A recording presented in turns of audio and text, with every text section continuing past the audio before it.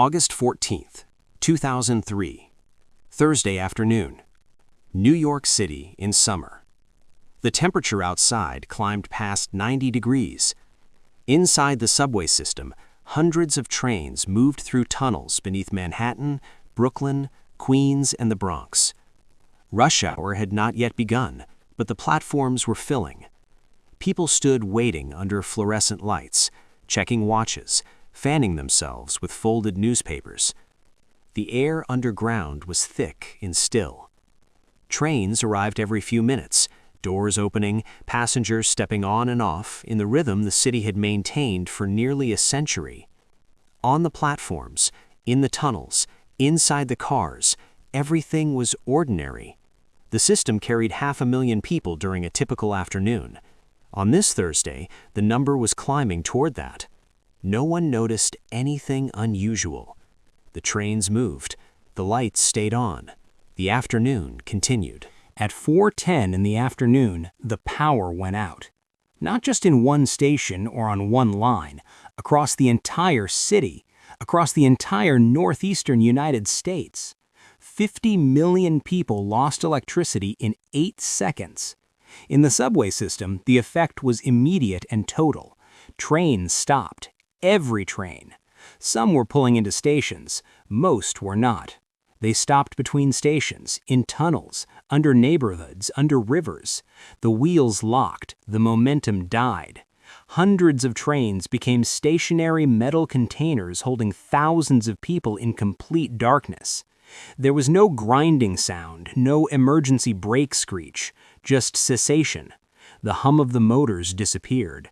The rattle of the wheels disappeared.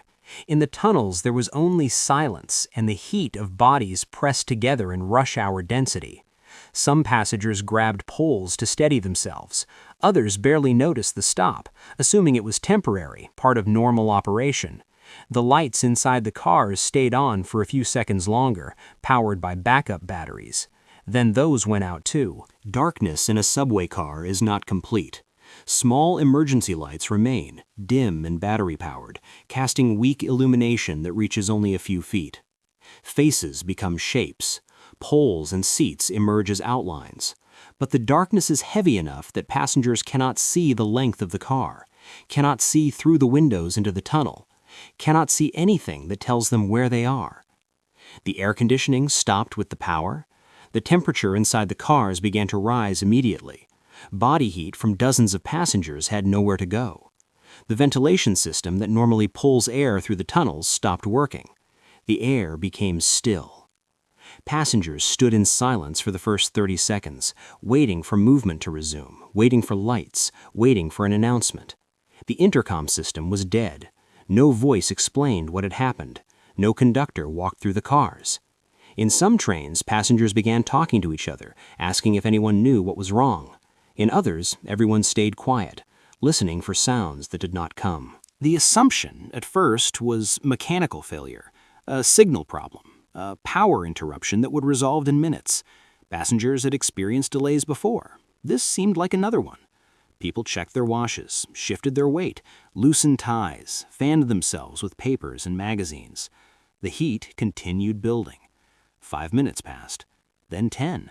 Still no announcement, still no lights beyond the emergency strips, still no movement.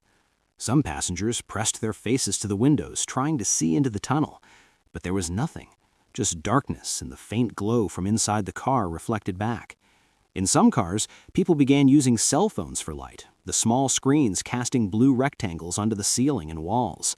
But there was no signal underground, no way to call out, no way to know what was happening above. The waiting continued. 15 minutes, 20. The silence was interrupted only by scattered conversations, coughs, the rustle of clothing. Time moved differently in the dark. No information came. The intercom stayed silent. No transit worker appeared. No flashlight beams moved through the tunnel. Passengers were alone with each other and the heat. In some cars, people began to worry. Not panic, but the quiet concern that comes from waiting too long without explanation. Children asked parents when the train would move. Parents gave answers they hoped were true. The temperature inside the cars climbed past 100 degrees. Shirts stuck to backs, makeup ran, glasses fogged. People drank from water bottles they had brought for other reasons. Some passengers opened bags and briefcases, looking for anything that might help, but there was nothing to do except wait. In the tunnels, dozens of trains sat in the same condition, thousands of people in the same darkness, the same heat, the same silence. Each car isolated from the others. No one knew how many trains were stopped. No one knew if this was happening everywhere or just on their line. The only certainty was the stillness. 30 minutes underground without ventilation. The heat became difficult. Not dangerous yet, but uncomfortable in a way that demanded attention. Breathing felt heavier. Sweat soaked through clothing. The air took on the smell of too many people in too small a space. Some passengers sat down on the floor of the car, trying to stay lower where the air felt slightly cooler. Others leaned against doors and walls. A few fanned themselves continuously, creating small movements of air that provided brief relief. Conversations became quieter. Energy dropped. The waiting took on a weight. People stopped checking their watches as frequently because the time passing did not change anything. 40 minutes, 50, still no word, still no movement. In some cars, passengers began discussing whether they should try to leave, whether they should open the doors manually and walk through the tunnel. But no one knew how far they were from a station. No one knew if walking was safer than staying. The darkness made distance impossible to judge. After an hour, some trains began to empty. Conductors in certain cars made the decision to evacuate. They opened doors manually, using emergency releases. Passengers stepped down into the tunnels, onto the track bed beside the rails. Flashlights appeared, carried by transit workers who had walked from stations. The beams cut through the dark, showing the way forward. People walked in single file along the narrow space beside the tracks, hands on shoulders, moving slowly, carefully. The tunnels were completely dark beyond the flashlight beams. No emergency lighting existed between stations. Footsteps echoed. Voices called out warnings about uneven ground, about obstacles. The walk took 15 minutes, 20, sometimes longer, depending on where the train had stopped. Children were carried. Elderly passengers moved slowly, helped by others. The heat in the tunnels was worse than in the cars. No air moved at all. Sweat dripped freely. But at least there was movement. At least there was direction. Slowly, hundreds of passengers made their way toward the stations. The stations filled with people. Platforms designed for waiting became holding areas for hundreds who could not leave. The exits led to streets, but the streets above were gridlocked, powerless, overwhelmed. Many passengers chose to stay below, hoping power would return, hoping trains would start running again. The platforms became crowded in ways they had never been designed for. People sat on floors, on benches, on staircases.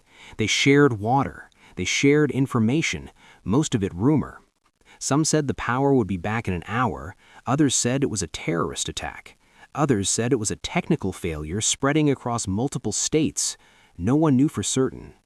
Transit workers tried to maintain order, but there was little they could do without power, without communication from Central Command, without knowing when service would resume.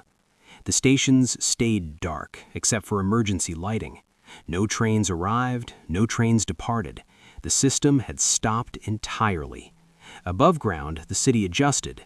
Below ground, time continued to stretch. Hours passed. The afternoon became evening. The sun set above a city without lights. In the subway stations, the darkness deepened.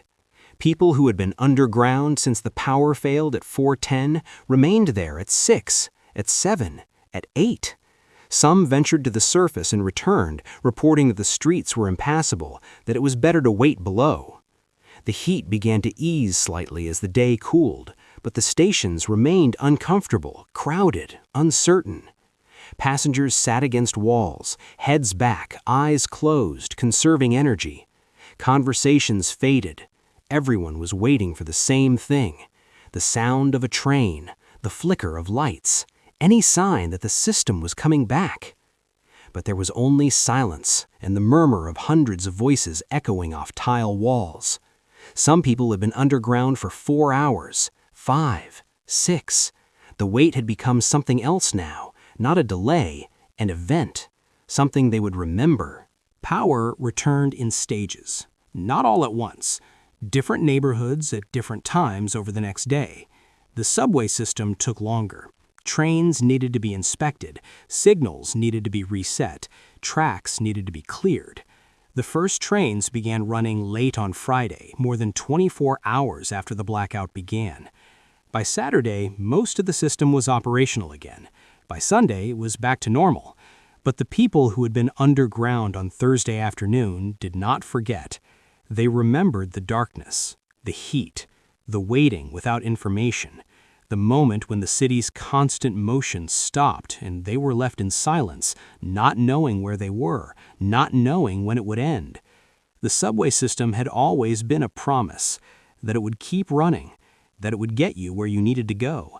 On August 14, 2003, that promise broke for a few hours, and everyone underground felt it.